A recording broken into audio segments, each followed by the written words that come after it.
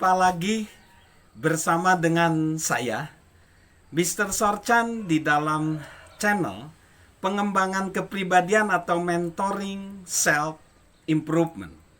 Saat ini saya akan menyimpulkan tentang potensi diri. Potensi diri kita sebenarnya kesimpulannya terdiri dari 3 hal, yaitu 1, kesadaran diri, 2, kemampuan, dan 3, pilihan. Nah, mengenai kesadaran diri, kita mesti sadar bahwa potensi diri kita bisa dikembangkan. Kita perlu sadar bahwa kita bisa memperbaiki diri kita agar menjadi lebih baik di dalam diri kita, nanti berdampak kepada keluarga, pekerjaan, dan seluruh aspek kehidupan kita. Jadi, potensi diri itu bisa dikembangkan. Namun, ketika kita mengembangkan, harus ada perubahan. Dan perubahan itu selalu sulit. Perubahan itu selalu membuat kita nggak nyaman. Perubahan itu selalu membuat kita keluar dari zona nyaman kita. Jadi, kita harus sadar bahwa kita bisa dirubah. Lalu, potensi diri itu atau diri sendiri itu diperbaiki lewat proses. Tidak secara instan, tetapi proses.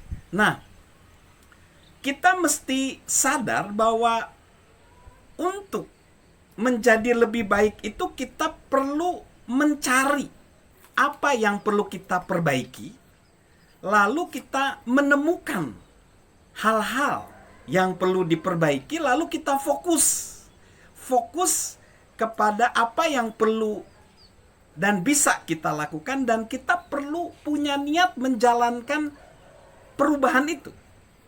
Lalu yang perlu disadari, kita juga perlu menghilangkan hambatan atau sumbat penghalang di dalam peningkatan potensi diri.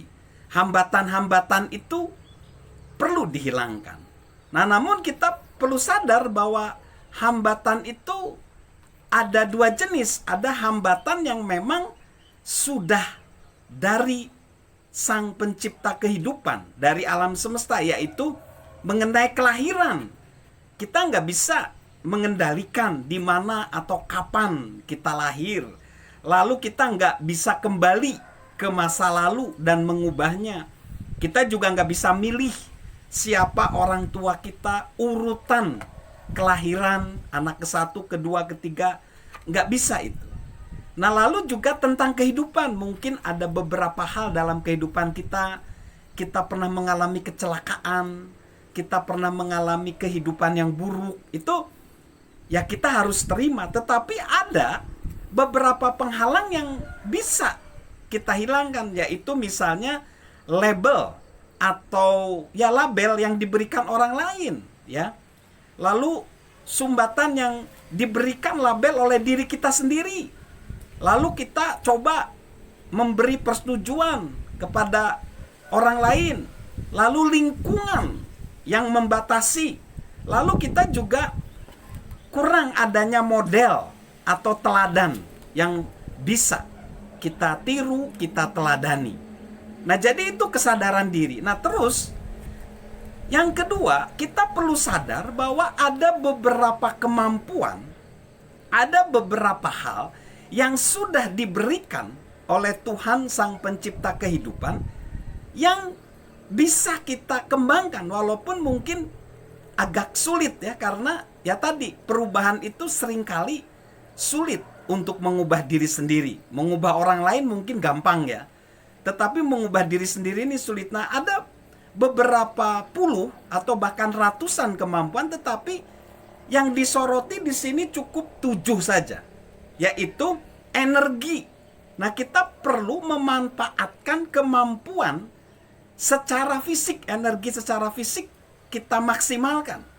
Lalu emosi kita itu perlu dikelola. Emosi kita perlu dikelola dengan baik. Lalu pikiran. Nah, ini kemampuan gimana kita bisa berpikir secara efektif. Lalu relasional, ini kemampuan di mana kita bisa melakukan hubungan antar manusia dengan baik.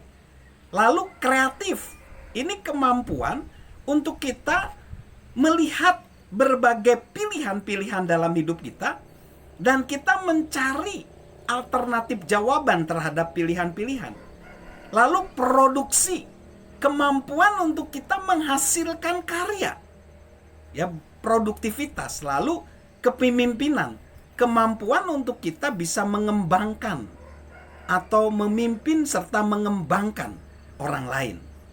Nah, kemampuan ini sebenarnya satu sama lain saling berkaitan, dan di dalamnya itu seperti lapisan batu berlapis-lapis yang kita perlu membangun mungkin bisa tahunan, puluhan tahun, sama seperti fondasi rumah, fondasi yang kuat sehingga kita bisa menahan beban yang berat. Jadi, dan itu terus-menerus dibangun seperti lapisan-lapisan batu fondasi di dalam kehidupan. Kalau semakin kuat landasannya, maka kita mampu menanggung berat yang sebesar apapun. Lalu yang kedua adalah pilihan. Nah, pilihan-pilihan ini sebenarnya lebih ke arah bisa meningkatkan kemampuan tadi.